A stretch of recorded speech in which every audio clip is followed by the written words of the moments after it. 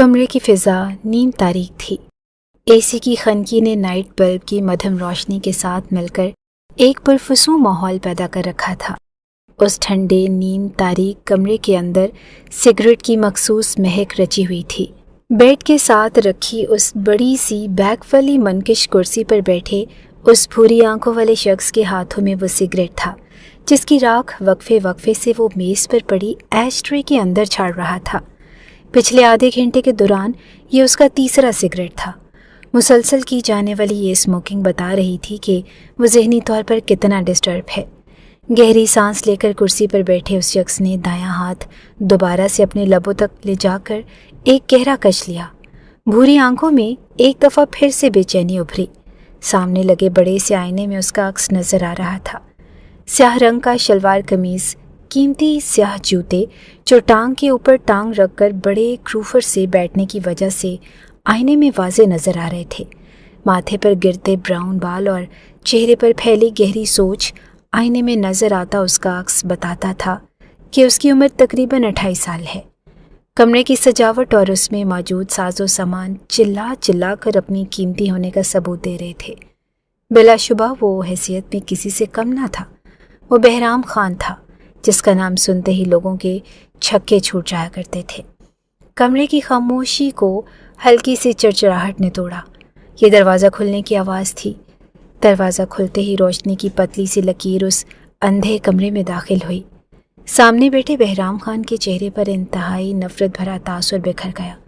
माथे पर बल पड़े और उसने हाथ में पकड़ी हुई सिगरेट पूरी कुव्वत से एशट्रे में मसल डाली। दरवाज़ा हुनूस खुला था। रोशनी की लकीर यूं ही अंदर दाखिल होकर कमरे को रोशन कर रही थी। बहराम खान ने गर्दन मोड़कर दरवाजे की सिमत देखा। उसका अंदाज़ा बिल्कुल दुरुस्त था। दरवाजे में वही खड़ी थी। उसके कमरे में दाखिल होते ही किचन की मखसूस मसालों की बू भी साथ कमरे में दाखिल हुई थी। बहराम खान ने बेजारी से अपना नाक सकोड़ा और एक झटके से अपनी कुर्सी छोड़ता उठ खड़ा हुआ।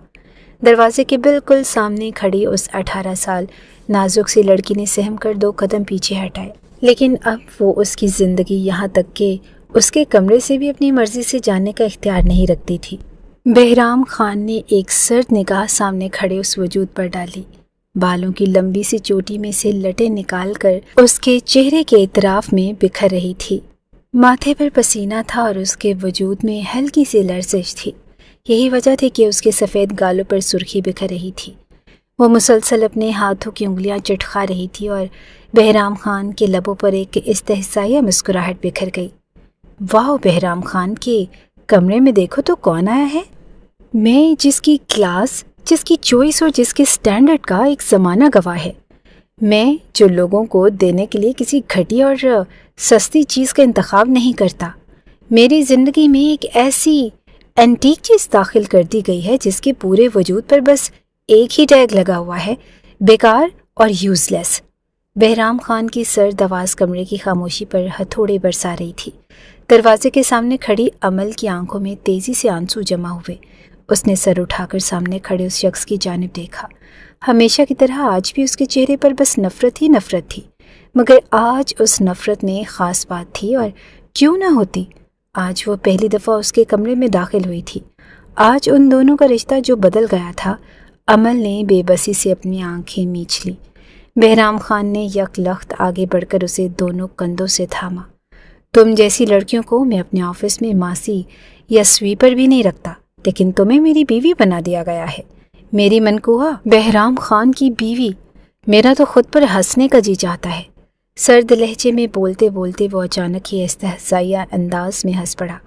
अमल ने हैरत से आंखें खोलकर उसे देखा। उसकी बड़ी बड़ी सब्ज़ आंखों में आंसुओं के साथ ठुकराए जाने की अज़ियत थी। ऐसे क्या देख रही हो? लगता है कि तुम्हें अपने हुस्न पर बड़ा नाज है। सहेलियों ने सिखाकर भेजा होगा ना कि अपने हुस्न से अपने शौहर को घायल कर लेना। अब मुझे काबू करना चाहती हो, है ना? वो 2 कदम उसके करीब हुआ। उसके वजूद से उठती परफ्यूम की महक अमल को महसूस हुई तो उसने बेइख्तियार अपनी सांस को रोका। खुद को छुड़ाते उसने पलटने की कोशिश की। वो उस शख्स के तंज नहीं सह सकती थी। अब चाहे जो भी हो, मुझे यहाँ नहीं रहना। भले चचा और चची मुझे जान से क्यों ना मार दे। दिल में अज़्म करते वो दरवाजे की सिमत पलटी थी, مگر بہرام خان کے مضبوط گرفت نے سے ایک دفعہ پھر موڑ کر اپنے سامنے کیا۔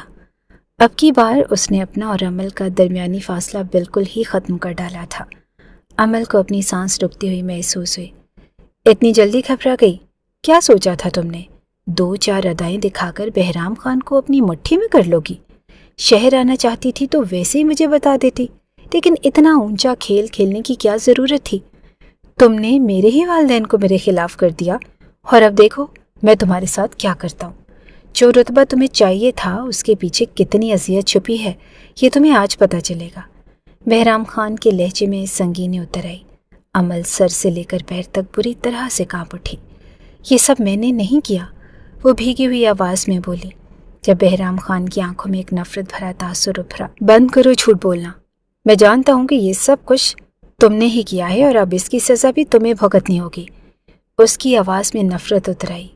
عمل کا دل گویا دھڑکنا ہی بھول گیا۔ اسے اپنی گردن پر بہرام کے ہاتھ کا دباؤ محسوس ہوا۔ وہ اپنے اس کا درمیانی فاصلہ مٹاتا چلا گیا اور اچانک ہی وہ دونوں ہاتھوں میں چہرہ چھپا کر پھوٹ پھوٹ کر رونے لگی۔ اس کی چوٹی کو مٹھی میں جکڑتے بہرام خان کے ہاتھ ایک پل کے لیے ساکت ہوئے۔ خدا کے لیے میرا یقین کریں، یہ سب کچھ میں نے نہیں کیا۔ اس کی بھیگی ہوئی آواز پر بہرام خان نے گہری سانس لے کر خود پر جیسے قابو پایا تھا۔ ایک جھٹکے سے اس کے بال چھوڑتے اس نے دھکیلنے کے سے انداز میں عمل کو پیچھے کیا۔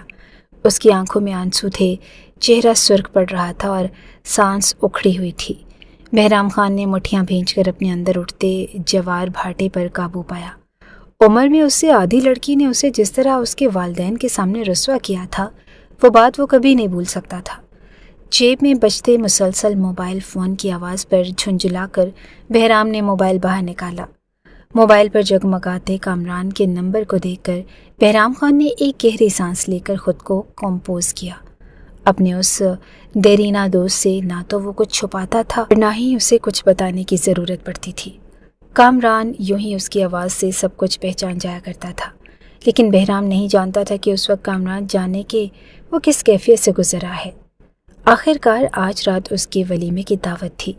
فون کان سے لگاتے ہی بہرام خان نے سنجیدہ آواز میں ہیلو کہا اور دوسری جانب موجود کامران نے چہکتے ہوئے اس سے ناراضگی کا اظہار کیا۔ میں کوئی بہانہ نہیں سنوں گا، پہلے تو نے چپ چاپ خود شادی کر لی، اپنی شادی میں تو بلایا تک نہیں، اور اب آج میرا ولیمہ ہے تو صبح سے بہانے کر رہا ہے کہ میں نہیں آؤں گا۔ کوئی بہانہ نہیں چلے گا، بھابھی کو لے کر شام 8 بجے تک ہال میں پہنچ جانا، ورنہ مجھ سے برا کوئی نہیں ہوگا۔ پیار بھرے انداز میں دھونس جماتے کامران نے فون کاٹ دیا۔ بہرام نے ایک سلگتی ہوئی نگاہ دروازے کے پاس کھڑی عمل پر ڈالی جو اپنے آنسو پونچھتے ہوئے ہلکان ہو رہی تھی۔ بھابھی، کامران کا لفظ اس کے ذہن میں ابھرا تو ایک دفعہ پھر بہرام کے اندر ایک نفرت بھرا ابال اٹھا۔ اس نے سر سے لے کر پیر تک عمل کا جائزہ لیا۔ سادہ سا سوٹ جس پر جا بجا تیل کے چھینٹے پڑے ہوئے تھے، مسالوں کی بو اس کے پورے وجود میں رچ بس چکی تھی۔ وہ حسین تھی، سبز آنکھیں، گھنے بال، سرخ تراشیدہ لب اور اٹھی ہوئی سدھواں ناک، لیکن اس وقت وہ جس حلیے میں کھڑی تھی وہ کہیں سے بھی بہرام خان کی بیوی نہیں لگ رہی تھی۔ اپنے اندر اٹھی ناگواری کو بمشکل دباتے بہرام خان نے خود پر قابو پایا۔ اپنا حلیہ دیکھا ہے تم نے؟ یوں لگ رہا ہے کہ جیسے ابھی ابھی خانہ بدوشوں کی محفل سے اٹھ کر آئی ہو۔ کم از کم 2-4 ڈھنگ کے جوڑے ہی خرید لیتی، باقی ساری پلاننگ کا تو وقت تھا تمہارے پاس۔ وہ جھنجھلائی ہوئی آواز میں بولا۔ عمل نے حیرت سے سر اٹھا کر سامنے کھڑے اس شخص کی جانب دیکھا جو چند لمحے پہلے تک تو اس کے وجود سے ہی انکاری تھا۔ ابھی یک لخت اسے اس کے حلیے سے فکر مندی ہونے لگی۔ عمل نے بے بسی سے سر جھکا لیا۔ بہرام خان نے پلٹ کر الماری کا دروازہ کھولا۔ اندر موجود کتار سے لگی ہوئی اپنی شرٹوں میں سے ایک شرٹ اور ایک ٹراؤزر نکال کر اس نے بیڈ پر پٹخا۔ واش روم میں جاؤ اور نہا کر چینج کرو، یہ مسالوں کا ڈبہ بن کر تم میرے ساتھ کہیں نہیں جا سکتی۔ اس نے ایک اور حکم صادر کیا۔ عمل کا وجود ٹھنڈا کرنے لگا، مگر وہ جانتی تھی کہ اس پہاڑ جیسے شخص کے حکم سے انکار کرنے کا مطلب کیا تھا، سو وہ خاموشی سے ڈریس اٹھا کر واش روم میں جا گھسی۔ دائیں بائیں ٹہلتے ہوئے بہرام خان نے بمشکل خود پر قابو پایا تھا۔ 10 منٹ کے بعد وہ واش روم سے نکلی تو جھنجھلاتے ہوئے بہرام خان نے مڑ کر اسے دیکھا، لیکن اگلے ہی پل ساکت رہ گیا۔ وہ نہا کر آئی تھی، گیلے بالوں میں سے پانی کی بوندیں ٹپک رہی تھی۔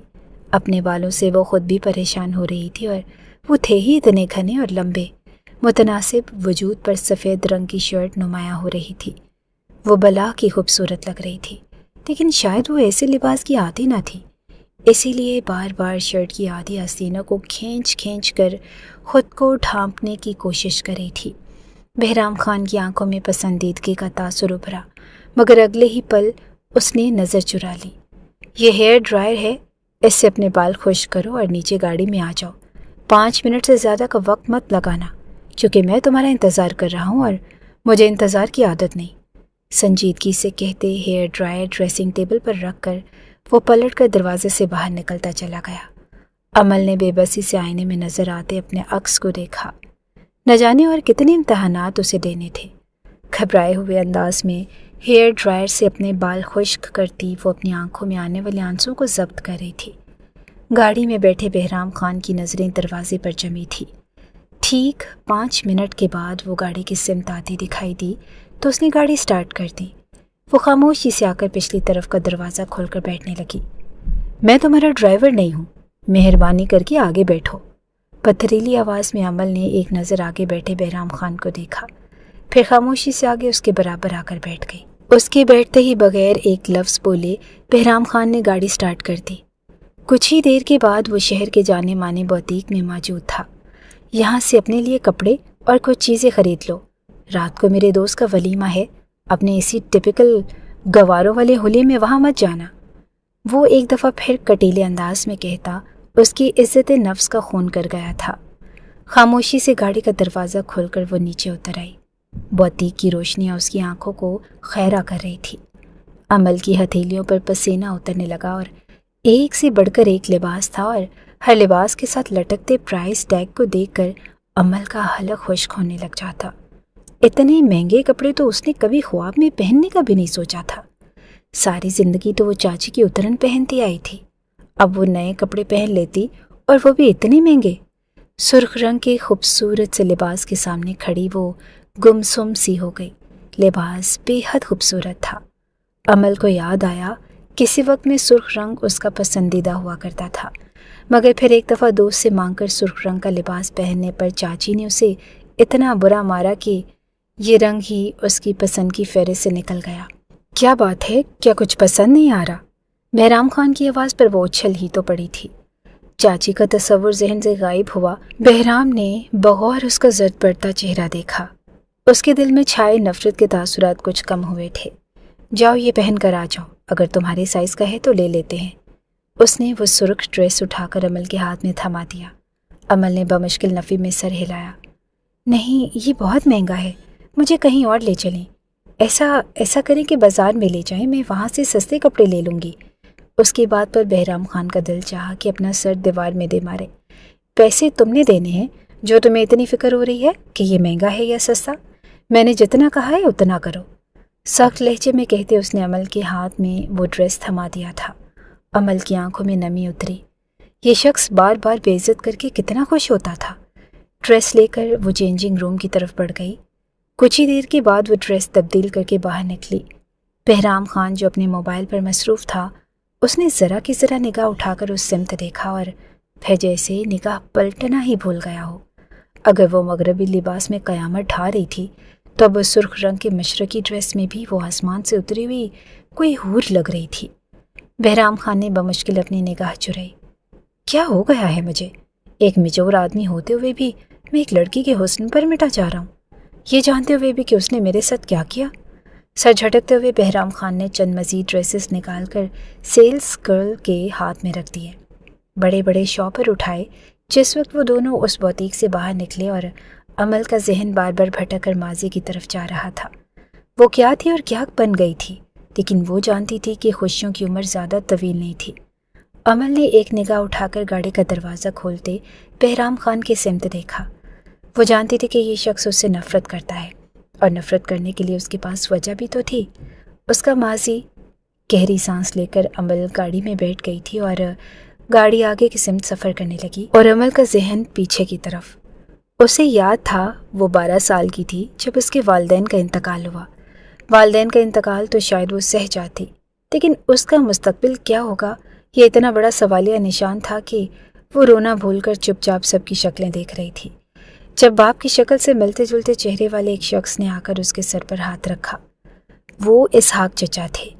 امل نے سن رکھا تھا کہ ان کے آبائی گاؤں میں ان کی بہت بڑی حویلی ہے جہاں وہ بادشاہوں کی طرح کی زندگی گزارتے ہیں۔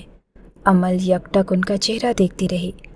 اپنا سامان لے آؤ، ہمیں واپس جانا ہے، تم ہمارے ساتھ ہی جاؤ گی، اب اس ایک کمرے کے مکان میں تم تو نہیں رہ سکتی۔ ان کے لہجے میں بیزاری تھی۔ امل نے اپنا سر جھکا لیا اور وہ یہ بھی نہ کہہ سکی، ابھی تو اس کے والدین کا سوئیں بھی نہیں ہوا تھا۔ اچانک حادثے نے ان دونوں کی جان کیا لی، وہ جیسے دنیا والوں کے لیے ایک پھولی بصری چیز بن گئے تھے۔ مگر اس نے کچھ نہ کہا اور 2 جوڑے بیگ میں رکھ کر باہر چلی آئی، جہاں چچا اور ان کی بیگم کھڑے بیزاری سے اس چھوٹے سے مکان کو دیکھ رہے تھے۔ میرے جوتے ذرا صاف کر دو، ان میں مٹی اٹی ہوئی ہے، کلیوں کی وجہ سے خراب ہو گئے ہیں اور اتنے مہنگے لیے تھے۔ چچی جان کی نخوت بھری آواز پر امل نے حیرت سے انہیں دیکھا۔ وہ اپنے پیروں میں پہنے ہوئے سیاہ ہیل والے جوتوں کی طرف اشارہ کر رہی تھی۔ امل کی آنکھوں میں آنسو آنے لگے۔ اس کا مستقبل کیا تھا، اسے اس بات کا اشارہ مل گیا تھا، مگر قسمت اتنی بری تھی کہ کوئی رشتہ دار اسے اپنے گھر میں اپنے ساتھ لے جانے کو تیار ہی نہ تھا۔ صرف ایک چچا جان ہی تھے جنہوں نے پہلے تو اپنے غریب بھائی کے سر پر کبھی بھی ہاتھ نہیں رکھا تھا اور ان کے حصے کی زمین آدھی سے زیادہ ہڑپ کر چکے تھے، لیکن نہ جانے دنیا دکھاوے کے لیے یا پھر خدا ترسی کے نام پر امل کو اپنے ساتھ گھر لے جانے پر تیار تھے۔ امل نے لرزتے ہاتھوں سے چچی جان کا جوتا صاف کیا تو وہ بے نیازی سے گھر سے باہر نکل گئی۔ چچا جان بھی ان کے پیچھے پیچھے جا کر باہر گاڑی میں بیٹھ گئے۔ شاندار بڑی سی گاڑی تھی۔ 2 باڈی گارڈز جیسے ملازم تھے جن کے ہاتھوں میں بڑی بڑی گنز تھیں۔ امل کو اندازہ ہوا کہ اس کا چچا کوئی بہت ہی پہنچی ہوئی شخصیت تھا۔ خاموشی سے وہ گاڑی میں ان کے پیچھے بیٹھ گئی۔ اس کے بیٹھتے ہی چچی نے اپنی ناک پر رومال رکھا اور اوہ خدایا، تم لوگ کوئی پرفیوم وغیرہ استعمال نہیں کرتے ہو کیا؟ امل کو شدید قسم کی شرمندگی نے آن گھیرا۔ اس نے سر جھکا کر اپنے وجود کا جائزہ لیا۔ کل کے پہنے ہوئے کپڑے، پیروں میں پرانی سی چپل اور سر پر اوڑھی ہوئی بڑی سی سیاہ چادر۔ وہ صرف 12 برس کی عمر میں بڑی ہو گئی تھی۔ اپنے وجود سے کی جانے والی چچی کی یہ نفرت بالکل بے جواز تھی۔ اسے تب سمجھ آیا جب اس نے حویلی میں قدم رکھا۔ کئی لوگ ٹھٹک کر اسے دیکھنے لگے۔ یہ لڑکی کتنی خوبصورت ہے، اسے اپنے پیچھے کسی ملازم کی سرگوشی سنائی دی۔ امل نے سر جھکا لیا اور وہ حسین تھی، یہ بات وہ اچھی طرح سے جانتی تھی، لیکن وہ غریب تھی اور یہ بات چچی جان سب کو بتا رہی تھی۔ وہ اسے احسان کر کے اپنے ساتھ حویلی تو لے آئی تھی، لیکن انہیں امل کا وجود کانٹے کی طرح چبھتا تھا۔ حویلی میں کئی ملازمین کے ہونے کے باوجود وہ صبح سے لے کر رات تک امل سے کام کرواتی۔ اپنی ٹانگیں دبوانا تو ان کا پسندیدہ مشغلہ تھا۔ دن بھر کی تھکی ہاری امل کئی گھنٹے ان کی ٹانگیں دباتی رہتی، مگر انہیں سکون نہ آتا۔ حویلی میں ایک شخص اور بھی تھا جس کا چرچا ہر ملازم کی زبان پر ہوتا۔ وہ سب اس سے خوف کھاتے تھے، بہرام خان۔ وہ عمر میں امل سے 10 سال بڑا تھا، لیکن اس کے حویلی میں داخل ہوتے ہی امل کوشش کرتی کہ وہ ایسی جگہ جا چھپے جہاں سے کبھی واپس نہ نکلے۔ وہ جتنی دیر رہتا سب کو تگنی کا ناچ نچائے رکھتا، اور امل تو ویسے بھی گھر کا سب سے فالتو انسان تھی۔ بس ایک ہی بات شکر کی تھی کہ وہ حویلی میں آتا ہی کم تھا۔ وہ اپنے شہر والے گھر میں رہتا تھا، وہاں بزنس سیٹ کر رہا تھا، اور چچا جان کی زبانی ہی اسے پتہ چلا تھا کہ وہ بہرام خان کی بعض حرکتوں پر سخت ناخوش تھے۔ وہ حرکتیں کیا تھی یہ اس روز امل کو بھی پتہ چل گیا تھا۔ وہ 16 برس کی تھی جب وہ اپنے اسٹور جیسے کمرے میں کتابیں لیے بیٹھی تھی۔ اس کا صبح آخری پرچہ تھا اور آنکھیں بند کر کے وہ سبق یاد کرنے کی کوشش میں ہلکان ہوئے جا رہی تھی۔ دن بھر کام کاج کے بعد اسے ابھی تو پڑھنے کا موقع ملا تھا جب اسے دروازے پر ہوتی دستک سنائی دی۔ کون ہے؟ وہ گھبرا کر اٹھ کھڑی ہوئی۔ چچی جان اب کوئی کام نہ کہہ دیں، اس نے دل ہی دل میں دعا مانگی۔ ہلکا سا دروازہ کھلا اور اندر داخل ہونے والے شخص کو دیکھ کر امل کی آنکھیں بھی یقینی سے پھیل گئی۔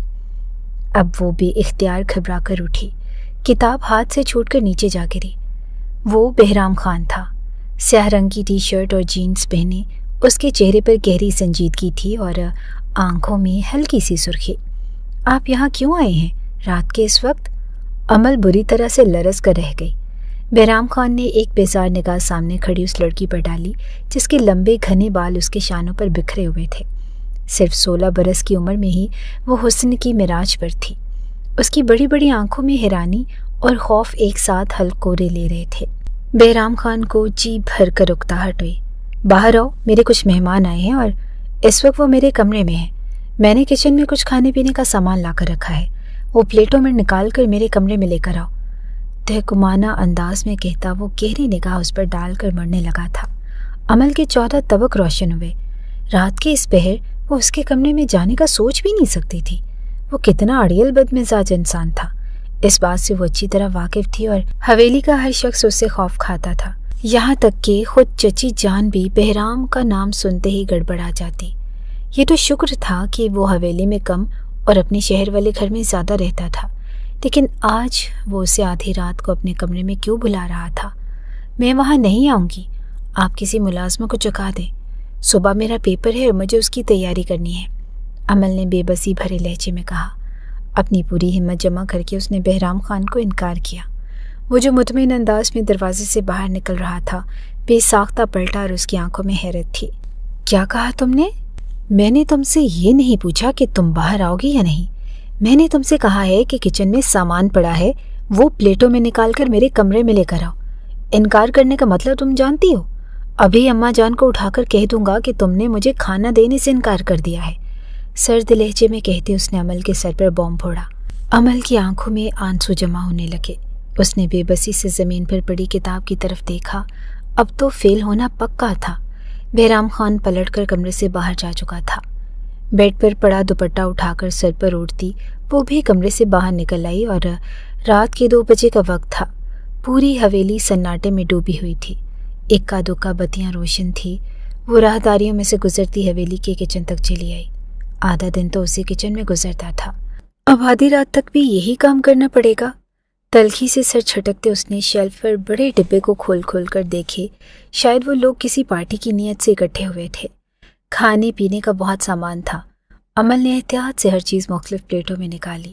اس کا ذہن اپنی کتاب اور پرچے میں الجھا ہوا تھا، اور ٹرے سجا کر وہ بہرام خان کے کمرے کی طرف چلی آئی۔ دروازہ بند تھا، اندر سے ہلکی ہلکی میوزک کی آواز آ رہی تھی۔ عمل نے بے بسی سے ہاتھ میں پکڑی ٹرے کو دیکھا اور پھر ٹرے زمین پر رکھ کر دروازے پر دستک دی۔ اندر آ جاؤ۔ بہرام خان کی بھاری آواز پر عمل کے قدموں تلے سے زمین نکلی تھی۔ وہ اس سے بے حد خوفزدہ رہتی تھی۔ چھوک کر ٹرے اٹھاتے اس نے دل ہی دل میں 2-3 قرآنی دعائیں پڑھی اور دروازہ دھکیل کر اندر داخل ہو گئی، لیکن اندر قدم رکھتے ہی عمل کے 14 طبق روشن ہو گئے۔ سامنے کا منظر اس کی توقع کے بالکل برخلاف تھا۔ بہرام خان کے شاندار کمرے میں اس وقت وہ اکیلا نہ تھا، اس کے ساتھ 3 اور دوست بھی تھے جو اسی کی عمر کے تھے، اور ہولی اور چہرے سے وہ سب اسی کی کماش کے لگ رہے تھے۔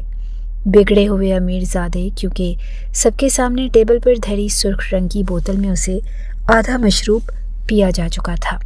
کمرے میں سگریٹ اور الکوہل کی ملی جلی بو تھی۔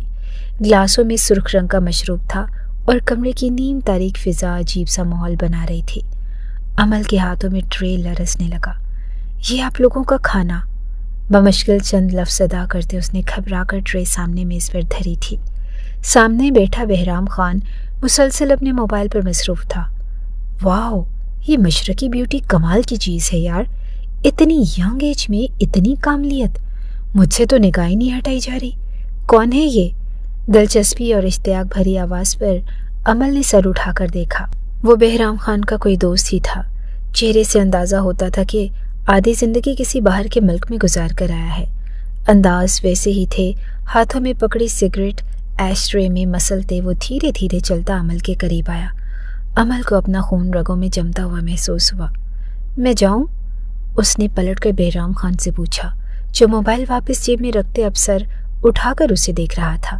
کہاں جاؤں؟ رات کے وقت باقی سارے لوازمات موجود ہیں تو تمہیں کیسے جانے دیں؟ ہمارے ساتھ بیٹھو نا، ہماری کمپنی کو انجوائے کرو۔ سامنے کھڑے شخص نے اچانک عمل کی کمر میں ہاتھ ڈال کر اسے اپنے سے قریب کیا تھا۔ عمل کے قدموں تلے سے زمین نکل گئی۔ دور ہٹیں آپ، یہ کیا بدتمیزی ہے؟ اس نے یک لخت دائیں ہاتھ کا زوردار تھپڑ اس کے چہرے پر دے مارا تھا اور ساتھ ہی اسے زوردار دھکا دے کر پیچھے کی طرف دھکیلا۔ اس کا سانس پھول رہا تھا، ہاتھ پاؤں لرز رہے تھے۔ سامنے کھڑے شخص نے ہکا بکا ہوتے اپنے دائیں گال پر ہاتھ رکھا جہاں اس سامنے کھڑی لڑکی نے تھپڑ مارا تھا، اور اگلے ہی پل اس کی آنکھیں سرخ ہوئی تھی۔ यू लिटिल, इतनी औकात तेरी? वो यकलख्त गुर्राते हुए आगे बढ़ा। अमल को ज़मीन और आसमान घूमते हुए दिखाई दिए।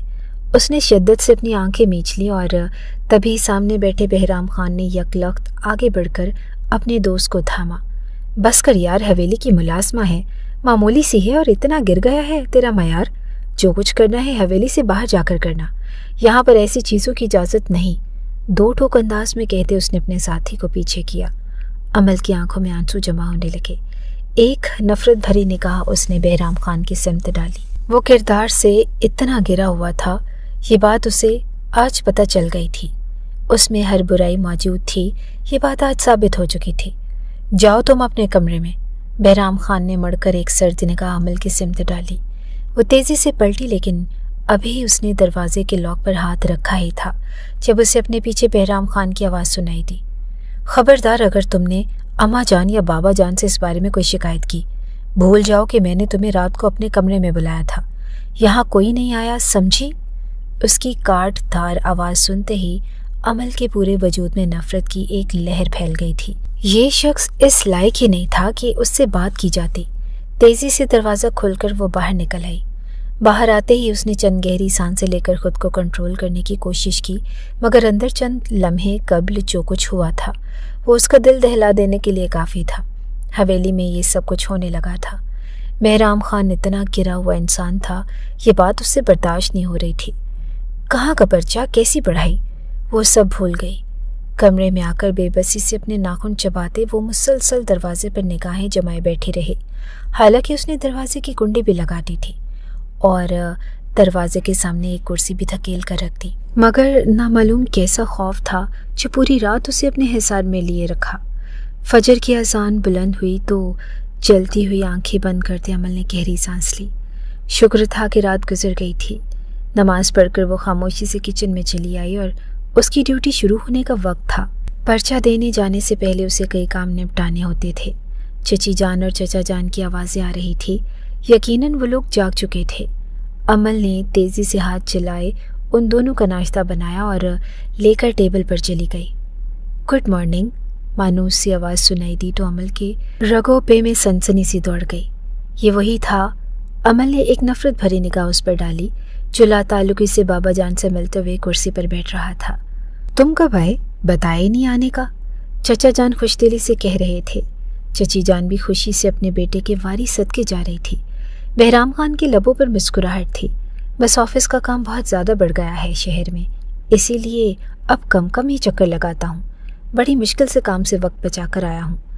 बहराम खान की बात पर अमल ने एक नफरत भरी निगाह उसकी सिमत डाली। कितना छोटा शख्स था ये, चचा जान मुस्कुरा रहे थे। शुक्र है कि तुमने अपने सारे शौक छोड़ दिए हैं। 26 साल के हो रहे हो अब। मुझे खुशी है कि तुमने अपने सारे फजूल दोस्तों से जान छुड़वा ली है और अब अपने आप को सेट कर रहे हो। बहुत जल्द मैं तुम्हारी किसी अच्छी लड़की से शादी कर दूंगा, वो मुस्कुराते हुए कह रहे थे। अमल की निगाहों में कल रात वाला मंजर घूम गया।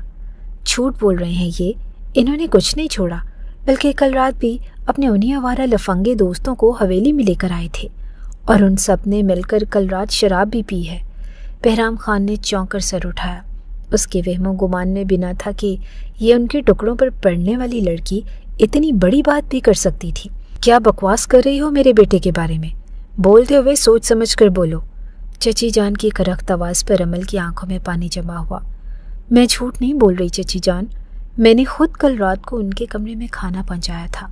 वहाँ उनके दोस्त मौजूद थे और ये सब लोग मिलकर शराब पी रहे थे। अमल ने भीगी आवाज़ में एक दफ़ा फिर अपनी बात को दोहराया। बहराम खान यकलख्त अपनी कुर्सी से उठ खड़ा हुआ। शट अप, अपनी हद में रहो वरना। जाने कैसे खुद पर जब्त कर रहा था। अमल ने एक नज़र चचा जान पर डाली जिनका चेहरा सुर्ख पड़ रहा था। क्या ये बात सच है? उन्होंने बहराम खान की तरफ मुड़कर कहा। वो जज्बस हुआ। बाबा जान आप छोड़ें इस बात को। उसने बात संभालना चाही मगर चचा जान यकदम उठ खड़े हुए थे। मैंने तुमसे पूछा है कि क्या ये बात ठीक थी? तुमने मुझसे झूठ बोला कि तुम अब अपने बिजनेस पर तवज्जो दे रहे हो। तुम शराब छोड़ चुके हो और अपने आवारा दोस्तों को भी। क्या अमल ठीक कह रही है? बताओ मुझे। वो यकदम धाड़े थे। बहराम खान ने बेबसी से अपने बाप की सिमत देखा।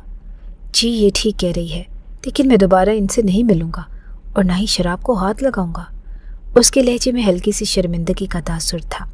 چچا جان چند لمحے تک اپنے خوبرو بیٹے کی طرف دیکھتے رہے جس نے انہیں بری طرح سے مایوس کیا تھا۔ نکل جاؤ حویلی سے، اور آج کے بعد یہاں قدم مت رکھنا۔ تمہاری دلچسپی کا سارا سامان شہر میں موجود ہے۔ تمہارے حصے کی جائیداد میں تمہارے نام لگا چکا ہوں۔ یہ سب کچھ تمہارا ہے، لیکن جب تک میں زندہ ہوں حویلی واپس مت آنا۔ جاؤ یہاں سے۔ وہ ایک دم دھاڑے تھے۔ عمل کا خون خشک ہوا اور بات اتنی بڑھ جائے گی اسے اندازہ نہ تھا۔ چچی جان آگے بڑھ کر کچھ کہنا چاہتی تھی، لیکن بہرام خان اپنی جگہ پر جامد کھڑا تھا۔ چچا جان اپنا فیصلہ سنا چکے تھے اور اب انہیں کوئی ان کے فیصلے سے نہیں ہٹا سکتا تھا۔ وہ پلٹ کر اپنے کمرے کی سمت جا رہے تھے۔ بہرام خان نے خاموش نگاہوں سے اپنے باپ کو جاتا دیکھا۔ وہ نظروں سے اوجھل ہوئے تو اس نے پلٹ کر ایک نگاہ سامنے کھڑی اس لڑکی پر ڈالی جو دھیرے دھیرے لرز رہی تھی۔ سبز آنکھوں میں خوف اور پریشانی تھی۔ سیاہ بالوں کی چوٹیاں کمر تک آتی تھی۔ وہ سادہ کپڑوں میں ملبوس تھی۔ بہرام خان نے ایک کٹیلی نگاہ اس پر ڈالی۔ اسے اس لڑکی سے بے حد نفرت محسوس ہوئی تھی، اور اگلے ہی پل وہ مڑ کر حویلی سے نکلتا چلا گیا۔ وہ انا پسند تھا، یہ بات تو سبھی جانتے تھے۔ بدبخت لڑکی، اجاڑ دیا نا میرے گھر کو۔ سانپ کو دودھ پلا رہی تھی میں تو۔ کیوں بتایا اپنے چچا جان کو؟ سچ چھپا لیتی، مگر تو چاہتی یہی تھی نا، ہنجار۔ چچی جان مسلسل اسے پیٹتے ہوئے بددعائیں دے رہی تھی۔ عمل کی آنکھوں سے ڈھیروں آنسو بہنے لگے۔ یہ سب وہ نہیں چاہتی تھی، مگر نہ جانے کیسے ہو گیا تھا۔ مگر وہ خود بھی اس بات سے لاعلم تھی کہ اس سب کا خمیازہ اسے کیسے بھگتنا تھا۔ وہ آخری پرچہ تھا جو دینے کی اجازت اسے نہ ملی تھی۔ نتیجتاً اس کی پڑھائی ختم ہو گئی۔ بہرام خان پلٹ کر کبھی حویلی نہ آیا، لیکن حویلی کے در و دیوار عمل پر مزید تنگ ہو گئے۔ چچی جان اس سے مزید جانوروں کی طرح کام لینے لگی تھی۔ چچا جان تو ایسے اپنے خول میں گم ہوئے کہ دوبارہ کبھی انہوں نے بہرام خان کا نام نہ لیا، اور وہ خود کہاں تھا اس بات سے عمل بھی لاعلم تھے، مگر صرف تب تک جب تک وہ سرد رات نہ آ گئی جب چچی جان نے اس کے سر پر آ کر بم پھوڑا تھا۔ وہ سارا دن کپڑے دھونے کے بعد اپنے سرد پڑتے وجود کو لیے اپنے سٹور نما کمرے میں بیٹھی تھی جب دھاڑ کی آواز کے ساتھ دروازہ کھلا۔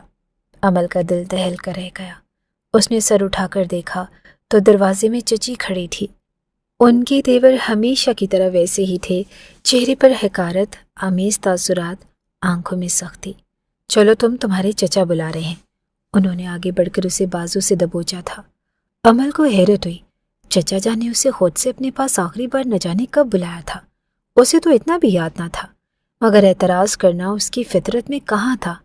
خاموشی سے چچی جان کے ساتھ گھسیٹتی ہوئی وہ کمرے سے باہر چلی آئی۔ چچی جان اسے اپنے ساتھ لیے سیدھا حویلی کے بڑے سے لاؤنج میں چلی آئی۔ آس پاس سناٹا تھا، شاید سارے ملازمین کو وہاں سے بھیج دیا گیا تھا۔ سامنے والے صوفے پر صرف چچا جان بیٹھے تھے، گہری سوچ میں گم۔ ان کے سامنے کچھ کاغذات اور ایک فائل پڑی تھی۔ میز پر ان کا موبائل بھی دھرا تھا جس کی اسکرین روشن تھی۔ غالباً وہ کچھ دیر پہلے کسی سے فون پر بات کر رہے تھے۔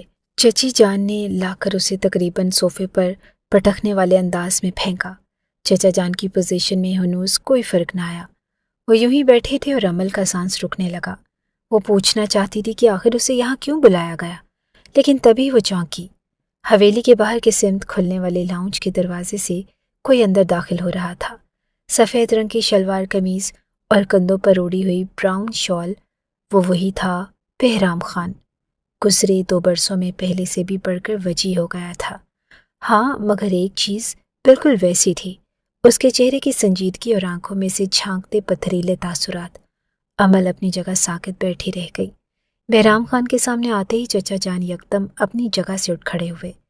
مجھے لگتا نہیں تھا کہ تم میرے بلانے پر آؤ گے، لیکن شکر ہے کہ تھوڑی سی شرم سلامت ہے تمہارے اندر۔ بیٹھ جاؤ۔ ان کی سخت آواز پر بہرام خان خاموشی سے سامنے پڑے صوفے پر بیٹھ گیا۔ کیوں بلایا ہے مجھے بابا جان آپ نے؟ وہ اسی سرد لہجے میں بولا تھا۔ وہ عمل کے بالکل برابر والے صوفے پر بیٹھا تھا۔ عمل کو اس کی موجودگی محسوس کرتے اپنے وجود میں چیونٹیاں سی چلتی ہوئی محسوس ہو رہی تھی۔ میں تمہیں بلانا تو نہیں چاہتا تھا، نہ ہی ساری زندگی تمہاری شکل دیکھنا چاہتا تھا۔ تمہیں زمانے بھر کی ہر نعمت دی میں نے اور اپنے رشتہ داروں سے منہ موڑ لیا تاکہ کبھی مجھے کسی کی مدد نہ کرنی پڑ جائے۔ سارا روپیہ، پیسہ، دولت، جائیداد، سب کچھ تمہارے نام کر دیا۔ اب تم نے جواب میں کیا کیا؟ बुरी सोहबत में पड़ गए और बाश दोस्त बना लिए। बेहतरीन तालीम के बावजूद तुमने कोई अच्छा काम नहीं किया। चचा जान की आवाज़ पे बहराम खान ने अपने लब खींच लिए। बाबा जान, मैं वो सब छोड़ चुका हूँ। क्या आपने मुझे वो सब याद दिलाने के लिए यहाँ बुलाया है? उसकी आवाज़ में सख्ती थी। इसहाक खान ने अपना सर झटका। झूठ मत बोलो, मुझे आज ही फारूकी ने बताया है कि तुम अपने शहर वाले फ्लैट पर लड़कियों को बुलाने लगे हो। पहले इखलाकी बुराइयां तो सारी थी तुम्हारे अंदर, अब ये काम भी शुरू कर लिया। शहर में अपना बिजनेस तुम सेटल कर चुके हो और तुम्हें आखिर ज़रूरत ही क्या है कि बूढ़े माँ बाप की बात सुनो? इसहाक खान के लहजे में तल्खी उतर आई। बहराम खान ने अपनी मुट्ठियां भींची। अगर आपको मेरी बात की बजाय एक मामूली मुलाजिम की बात पर यकीन है तो मैं क्या कह सकता हूँ? अगर आपने ये कहना था तो मैं जा रहा हूँ। वो एकदम अपनी जगह से उठ खड़ा हुआ था जब इसहाक खान ने उसे तेज निगाहों से घूरा। वापस बैठ जाओ। आज तक तुमने तो मेरी कभी कोई बात मानी नहीं, लेकिन अगर आज तुम चाहते हो कि तुम्हें मेरे जनाजे को कांदा देने की इजाज़त मिले तो जो मैं कहता हूँ वैसा करो। इस निकाहनामे पर दस्तखत कर दो। चचा जान की बात पर बहराम यकदम चौंका। कैसा निकाहनामा? क्यों बुलाया है आपने मुझे? साथ बैठी अमल ने बेयकीनी से सर उठाकर चचा जान को देखा। बहराम के निकाह में उसका क्या काम था? उसके अंदर खतरे की घंटियां बजने लगी। मैं तुम्हारा अमल के साथ निकाह कर रहा हूँ। जो तुम्हारे करतूत हैं, कोई अपनी बेटी तुम्हें देने के लिए तैयार नहीं। मैं अपना आखिरी फ़र्ज़ अदा करना चाहता हूँ। अमल की जिम्मेदारी मेरे सर पर है और तुम्हारी शादी कर दूंगा तो तुम्हारे फ़र्ज़ से भी जान छूट जाएगी। इसके बाद तुम आज़ाद हो, जो मर्जी करते रहना। उनकी आवाज़ में तल्खी उभर आई थी। बहराम खान ने पलटकर एक सुलगती हुई निगाह अमल पर डाली, जो यूं बैठी थी जैसे पत्थर का कोई मुजस्मा हो। आपको लगता है कि इस लड़की को मेरे साथ शहर भेजकर आप मुझे नेक और शरीफ बना देंगे? जब मैं कह चुका हूं कि वो सारी हरकतें मैंने छोड़ दी हैं, तो फिर आपको क्या प्रॉब्लम है? वो एकदम झुंझला गया। इसहाक खान ने सामने पड़ी फाइल उठाकर उसके सामने फेंकी। दस्तखत करो। अमल के ऊपर गोया किसी ने खोलता हुआ लावा उंडेल दिया था। खुले दरवाजे से कोई अंदर दाखिल हो रहा था। वो मौलवी साहब थे और उनके साथ हवेली के चंद मुलाजमीन भी थे। बहराम ने सख्ती से अपनी मुट्ठियां भींची। बाबा जान, ये आप सही नहीं कर रहे। मगर वहां सुनने पर कोई तैयार ही ना था। इसहाक खान फैसला कर चुके थे और बहराम खान की तरफ बढ़ाते उन्होंने तनबीही अंदाज में एक दफ़ा फिर उसे दस्तखत करने के लिए कहा। एक नफरत भरी निगाह साथ बैठी अमल पर डालते उसने तेजी से नीचे झुककर दस्तखत कर दिए। अब तुम साइन करो। उन्होंने उसी रूखे अंदाज में अमल को मुखातिब किया। वो लरस कर रह गई। इनकार करने की उसके अंदर जुर्रत ही कहाँ थी? वो उनके टुकड़ों पर पली थी और आज अगर वो अपने औबाश बेटे को संवारने का ठेका उसके हाथ में दे रहे थे तो वो कौन होती थी इनकार करने वाली? अमल को ढेरों बेबसी महसूस हुई। कपकपाते हाथों से पेन उठाकर उसने निकाहनामे पर दस्तखत कर दिए। मैं चलता हूँ। शिद्दत ज़ब्त के इंतहा पर पहुँचते बहराम खान यकदम अपनी जगह से उठ खड़ा हुआ था। इसहाक खान ने सर उठाकर देखा। अकेले कहाँ जा रहे हो? अमल को अपने साथ लेकर जाओ। जाओ, तुम अपना सामान लेकर आओ। उन्होंने जुमले के आखिर में अमल को मुखातिब करते हुए कहा। वो खामोशी से अपनी जगह से उठ गई। कदमों में इतनी जान भी बाकी न थी कि भागकर उस हवेली से कहीं दूर निकल जाती। उस पथरीले शख्स के साथ शादी और उसके साथ जाकर रहने का तसव्वुर ही सुहाने रूह था। लड़खड़ाते कदमों से वो अपने कमरे की सिमत जा रही थी जब पीछे से किसी ने उसका कांधा दबोचा। वो घबरा कर पलटी। पीछे खड़ी चची जान ने जन्नाटेदार थप्पड़ उसके मुंह पर दे मारा था। बहराम मेरा इकलौता बेटा है। मैं सोच भी नहीं सकती थी कि तुझ जैसी हकीर लड़की को उसके साथ ब्याहूंगी, लेकिन तुम्हारे चचा ने फैसला कर लिया है। याद रखना कि तुम्हारा काम सिर्फ इतना है कि उस घर में रहकर बहराम को गलत कामों से रोको। जब वो ठीक हो जाएगा तो मैं खुद उसकी शादी किसी अच्छी लड़की से कर दूंगी। और वैसे भी बहराम तो तुम्हारी तरफ देखना भी पसंद नहीं करता। चची के लहजे में नफरत थी, काट थी और न जाने क्या कुछ। वो खामोश निगाहों से उन्हें देखते ही पलटकर बाहर निकल गई। सामान, कपड़े, किताबें सब हवेली में रह गया। जब वो उसकी स्याह गाड़ी में आकर बैठी तो उसके पास सिर्फ एक दिल था और आंसुओं से भरी आंखें, मगर साथ बैठे उस पत्थर जैसे शख्स को परवाह कहाँ थी। बेनियाजी भरे अंदाज में गाड़ी चलाते वो मुसलसल ड्राइव कर रहा था। शहर पहुंचते ही गाड़ी का दरवाज़ा खोलकर वो नीचे उतर गया और वो अपनी सिमत का दरवाज़ा खोलकर नीचे आई। वो जो आगे जा रहा था यकदम पलटा। तुम्हारी इस घर में हैसियत किसी मुलाजिम से ज़्यादा नहीं। گھر کے سارے ملازمین کو میں فارغ کر دیتا ہوں۔ آج سے گھر کا ہر کام تم کرو گی، کھانا تم پکاؤ گی، کپڑے تم دھو گی، اور باقی کا ہر کام بھی میری بیوی بن کر رہنے کے باوجود جو تم خواب سجا کر آئی ہو، ان خوابوں کو اپنی آنکھوں سے نوچ کر پھینک دو، کیونکہ تم اس لائق نہیں۔ برسوں پہلے تم نے میرے بابا جان کی نظروں میں مجھے رسوا کیا تھا۔ میں جب تک زندہ ہوں تم سے اسی چیز کا بدلہ لیتا رہوں گا۔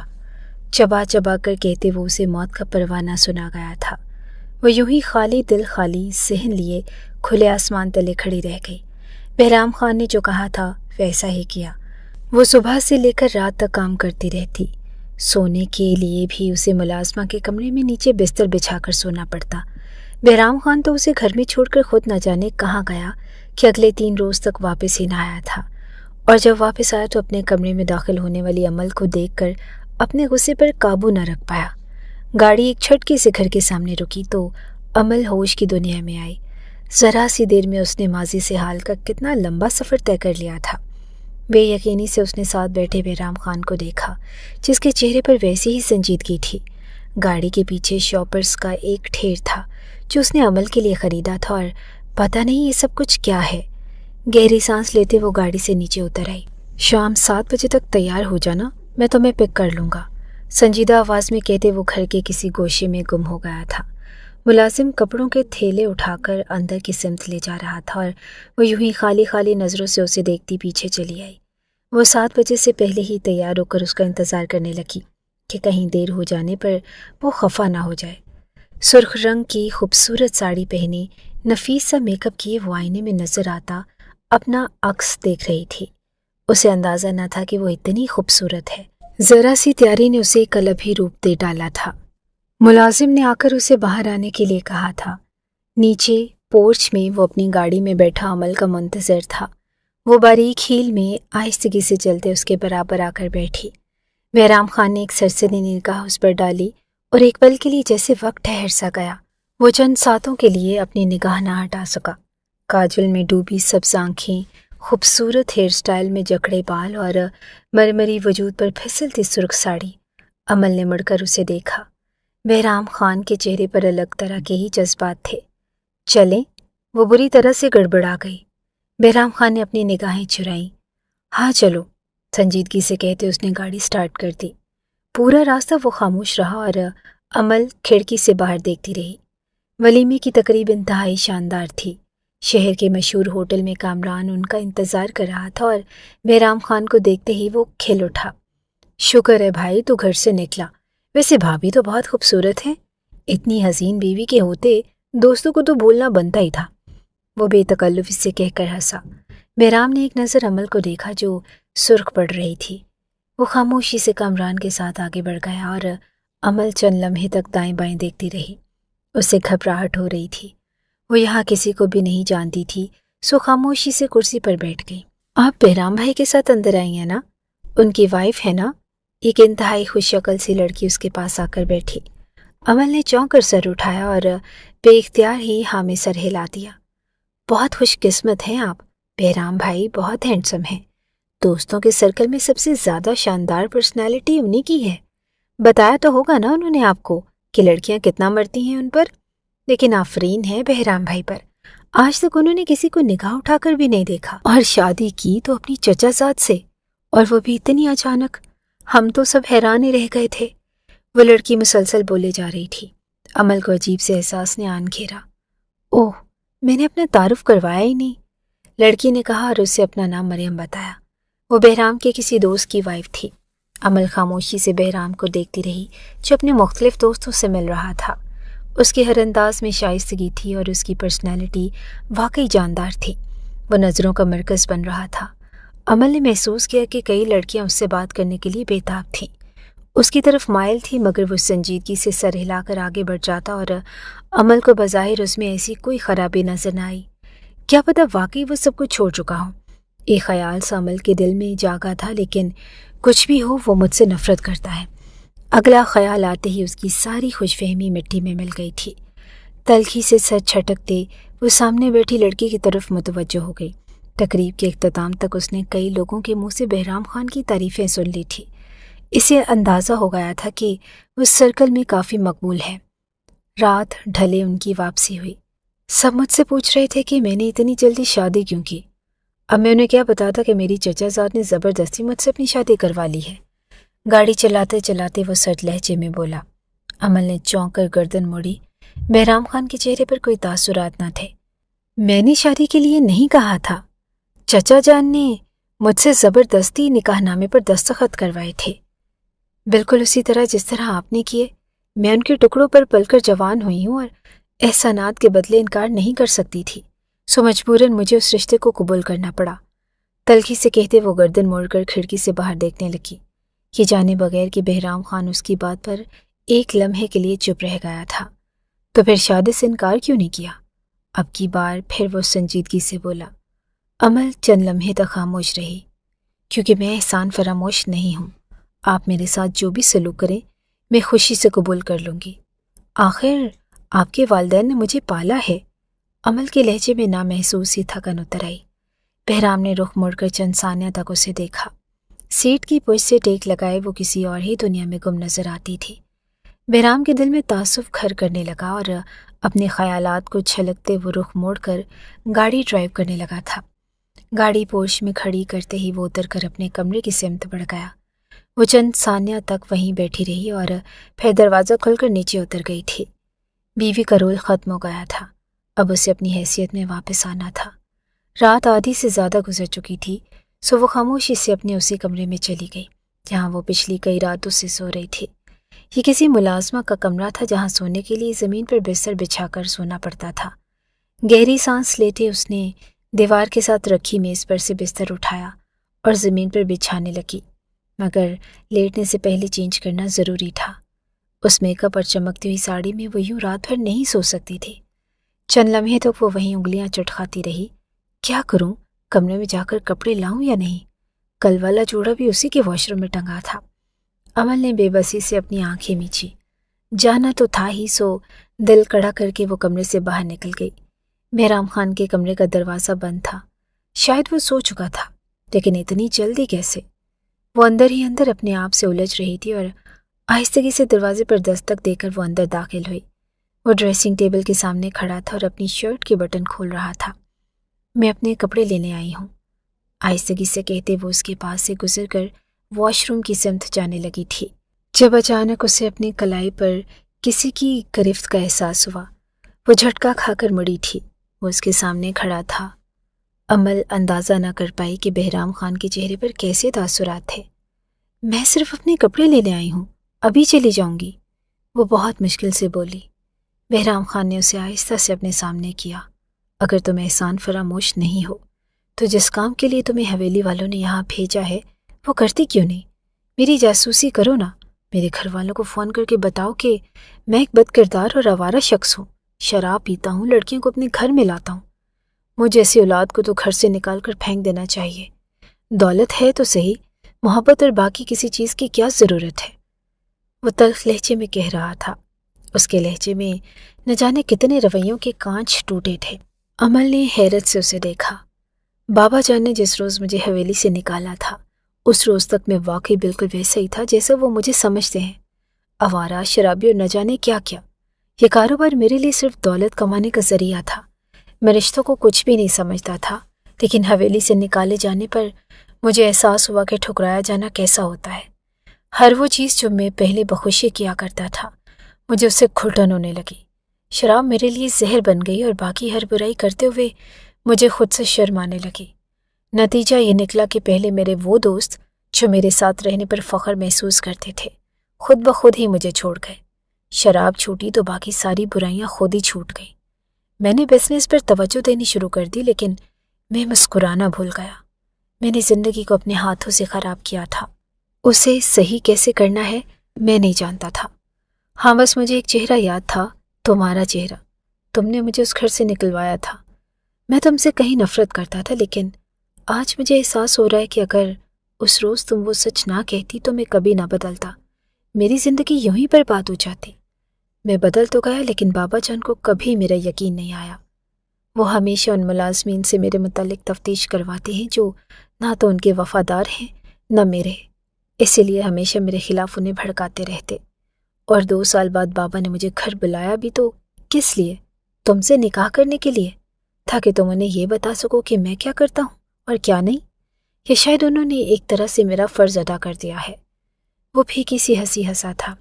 عمل کی آنکھوں میں آنسو جمع ہونے لگے۔ میں یہاں اس لیے نہیں آئی کہ آپ کی دن بھر کی رپورٹ چچا جان کو دیتی رہوں۔ آپ کیا کرتے ہیں کیا نہیں، مجھے اس بات سے کیا فرق پڑتا ہے؟ اور اگر آپ بدل چکے ہیں تو پھر تو میں آپ کو ڈیزرو کرتی ہی نہیں۔ مجھے تو یہاں سے چلے جانا چاہیے۔ وہ پھیکی سی ہنسی ہنس کر بولی۔ بہرام خان نے بغور اس کا جائزہ لیا، جس کی سبز آنکھوں میں سے اب 2 آنسو پھسل کر اس کی گال پر بکھر گئے تھے۔ بہرام خان کے دل کو کچھ ہوا۔ وہ اس لڑکی سے اتنی ناجائز نفرت کیوں کرتا تھا؟ دھیرے سے آگے بڑھ کر اس نے عمل کا چہرہ اوپر کیا۔ وہ ساکت رہ گئی۔ میرا ماضی اگر داغدار ہے تو تمہارا تکلیف دے۔ میں جانتا ہوں اماں جان کا رویہ تمہارے ساتھ اچھا نہیں تھا، اور رویہ تو میرا بھی تمہارے ساتھ کبھی اچھا نہیں رہا۔ میں نے تمہیں ایک فالتو پرزے سے زیادہ کبھی اہمیت ہی نہیں دی، لیکن آج تمہارے ساتھ اس تقریب میں جا کر مجھے اندازہ ہوا کہ تم نے مجھے مکمل کر دیا ہے۔ میں جو ایک ادھورا انسان تھا، اپنے ماضی کو چھپانے کی کوشش کرنے میں ہلکان تھا، تمہارے ساتھ نے مجھے اتنا اجلا بنا دیا کہ لوگوں کی نظر میں میری اہمیت بڑھ گئی۔ شاید یہ اس رشتے کا اثر ہے جو میرے اور تمہارے درمیان موجود ہے۔ کیا ہم اپنے ماضی کو بھلا کر آگے نہیں بڑھ سکتے؟ وہ اس کی آنکھوں میں جھانکتا ہوا جذبات سے چور لہجے میں کہہ رہا تھا۔ عمل کو اپنا دل ڈوبتا ہوا محسوس ہوا۔ وہ ایک دم برف کی طرح سرد پڑ گئی۔ پلکیں جھپکا کر اس نے کئی آنسو اپنے اندر اتار لیے تھے۔ سامنے کھڑے بھوری آنکھوں والے اس شخص کے چہرے پر نرم تاثرات تھے، یوں جیسے وہ اپنے قبول کیے جانے کا منتظر ہو۔ عمل چند لمحے تک اسے دیکھتی رہ گئی۔ وہ خود کیا تھی؟ واقعی میں بس ایک فالتو پرزہ جس کی حیثیت کسی کی زندگی میں کچھ نہ تھی۔ اگر سامنے کھڑا شخص اسے کھلے دل سے قبول کر رہا تھا، اسے اپنی بیوی کا درجہ دے رہا تھا، تو وہ انکار کیوں کرتی؟ عمل کے لبوں پر ایک مسکراہٹ پھیل گئی۔ بہرام نے بھی یقینی سے اسے مسکراتے دیکھا۔ Thank you. آہستگی سے اس کے ہاتھوں کو اپنے لبوں تک لے جاتے وہ جذب کے عالم میں بولا۔ عمل نے مسکرا کر سر جھٹکا۔ میں اپنے کپڑے لینے آئی تھی اور مجھے بہت نیند آئی ہے، آہستگی سے کہتے وہ اپنے آپ کو چھڑوانے لگی، مگر مخالف کا ایسا کوئی ارادہ نہ تھا۔ دھیرے سے اسے اپنے بازوؤں کی گرفت میں لگاتے بہرام خان نے اسے اپنے قریب کیا۔ یہ کمرہ، یہ شخص، یہ دل، اب ہر چیز تمہاری ہے۔ تم نے یہاں سے کہیں اور کیوں جانا ہے؟ وہ دھیرے سے اس سے سوال کر رہا تھا، جس کے جواب میں عمل کے پاس سوائے ایک شرمگی مسکراہٹ کی اور کچھ بھی نہ تھا۔ اس کے سینے میں منہ چھپاتے عمل نے جیسے اپنے آپ کو اس کے حوالے کر دیا تھا۔